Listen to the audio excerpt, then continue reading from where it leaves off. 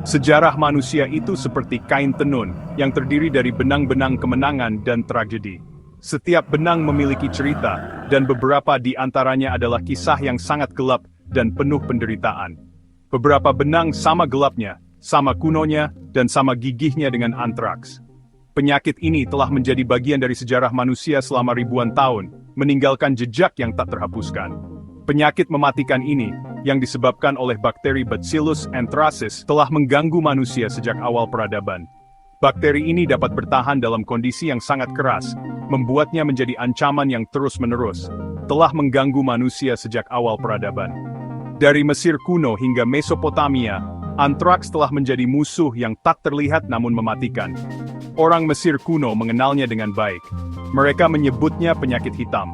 Hieroglif dan papirus mereka mencatat penderitaan yang disebabkan oleh penyakit ini.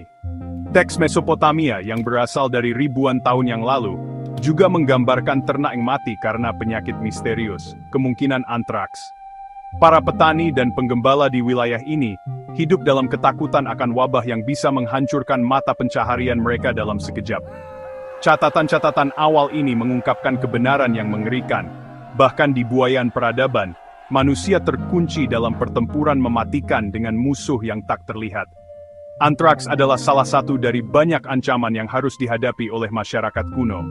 Antraks, penyakit tanpa wajah dan tanpa ampun, meninggalkan jejaknya di fondasi sejarah manusia. Ini pemikiran yang serius.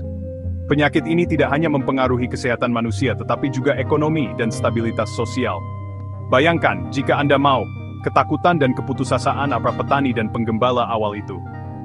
Mereka tidak memiliki pengetahuan atau alat untuk melawan penyakit ini, membuat mereka merasa tidak berdaya.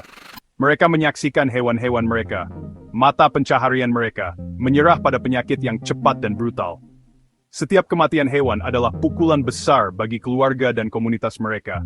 Mereka tidak tahu, mereka menghadapi kekuatan alam yang sama abadi dengan Sungai Nil itu sendiri. Antraks adalah bagian dari ekosistem yang lebih besar, dan manusia harus belajar hidup berdampingan dengannya. Sejak awal itu, kisah antraks terjalin dengan kisah manusia. Ini adalah kisah tentang bagaimana manusia beradaptasi dan bertahan hidup di tengah ancaman yang terus-menerus. Ini adalah kisah penderitaan, penemuan ilmiah, dan kapasitas kehidupan yang abadi, baik mikroba maupun manusia, untuk beradaptasi dan bertahan hidup. Dari masa lalu hingga masa kini, antraks tetap menjadi pengingat akan kekuatan alam yang harus kita hadapi. Dunia kuno gemetar di hadapan murka banyak dewa. Mereka percaya bahwa bencana yang menimpa mereka adalah hukuman dari langit. Tetapi apa yang sering mereka hadapi bukanlah pembalasan ilahi, melainkan sesuatu yang jauh lebih duniawi dan tak terlihat. Tangan antraks yang tak terlihat menyebar tanpa ampun, membawa kehancuran yang tak terduga. Tulisan-tulisan Yunani dan Romawi kuno menceritakan tentang wabah misterius yang memusnahkan ternak dan manusia. Mereka mencatat gejala-gejala yang mengerikan dan dampak yang menghancurkan. Deskripsi tentang bencana kuno ini memiliki kemiripan yang mencolok dengan apa yang sekarang kita kenal sebagai antraks. Penyakit ini tidak hanya menyerang manusia, tetapi juga hewan ternak yang menjadi sumber kehidupan mereka. Dokter Yunani Hippocrates, yang sering disebut sebagai bapak dokteran, menggambarkan penyakit yang disebutnya antrakos, yang berarti batu bara dalam bahasa Yunani. Ia mencatat gejala-gejala yang menyerupai antraks modern. Nama ini kemungkinan mengacu pada lesi hitam seperti batu bara yang merupakan ciri antraks kulit, berbicara banyak tentang dampak penyakit yang terlihat. Lesi ini menjadi tanda yang menakutkan bagi mereka yang terinfeksi. Selama berabad-abad, antraks tetap menjadi teka-teki yang menakutkan. Teori tentang asal-usulnya berlimpah. Beberapa menyalahkan udara buruk, yang lain menyalahkan murka ilahi. Ketakutan dan kebingungan menyelimuti masyarakat. Mereka melakukan berbagai ritual dan pengorbanan untuk menenangkan dewa-dewa yang mereka percayai marah.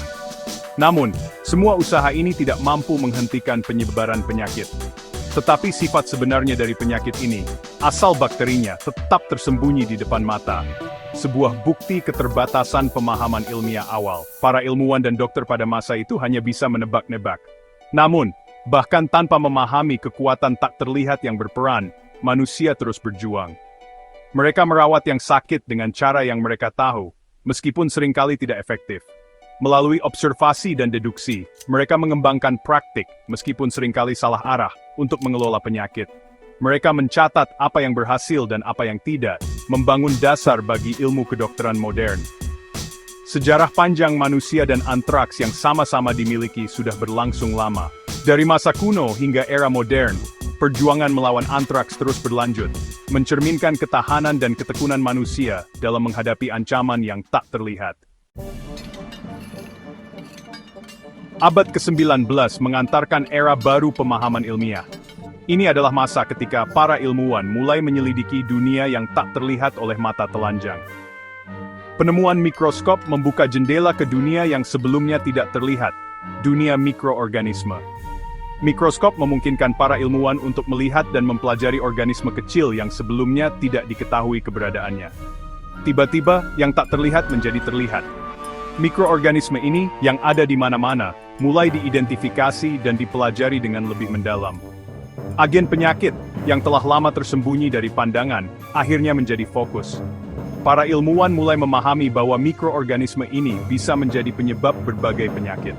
Ilmuwan seperti Alois Pollander, Casimir Davain dan Pierre Rayer membuat pengamatan inovatif, menghubungkan batang mikroskopis yang ditemukan dalam darah hewan yang terinfeksi dengan antraks. Mereka membuka jalan bagi penemuan-penemuan lebih lanjut di bidang mikrobiologi. Tetapi Robert Koch, seorang dokter Jerman dan ahli mikrobiologi perintis, yang memberikan pukulan telak. Koch tidak hanya mengamati, tetapi juga mengembangkan metode untuk membuktikan hubungan antara mikroorganisme dan penyakit. Pada tahun 1976, Koch menggunakan teknik yang ia kembangkan sendiri, mengisolasi dan menumbuhkan bakteri dalam kultur murni. Ini adalah langkah besar dalam memahami bagaimana penyakit menyebar. Dia menunjukkan, melalui serangkaian eksperimen yang elegan, bahwa bakteri inilah yang menjadi penyebab antraks. Eksperimen ini memberikan bukti kuat yang tidak bisa disangkal. Dia menunjukkan melalui serangkaian eksperimen yang elegan bahwa bakteri inilah yang menjadi penyebab antraks. Eksperimen ini memberikan bukti kuat yang tidak bisa disangkal.